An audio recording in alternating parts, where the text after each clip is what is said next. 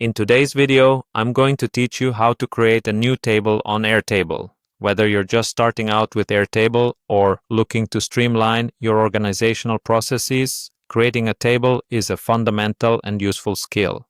By the end of this tutorial, you'll have a brand new table ready to populate with all your data needs.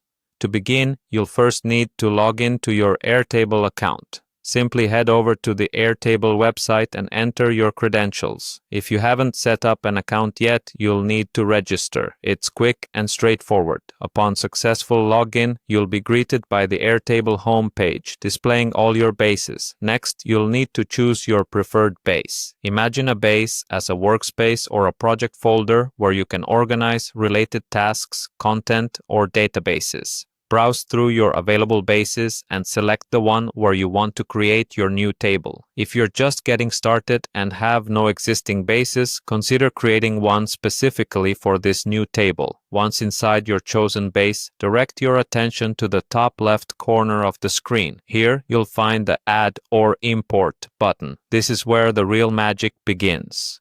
Clicking on this button will present you with several options for creating your table. Airtable offers flexibility. You can start a new table from scratch, import data from spreadsheets, or even bring in information from apps like Google Sheets or CSV files. For those who want to have full control right from the outset, select the Start from Scratch option. On the other hand, if you have existing data you want to bring into Airtable, you might prefer the Add from Other Sources option. This choice caters to importing and adapting your existing data efficiently. Once your table is created, it's time to give it a name. This is important for organization and ease of access, especially when managing multiple tables within a single base. Click on the Table 1 tab and give your new table a meaningful name that reflects its purpose or the type of information it will contain.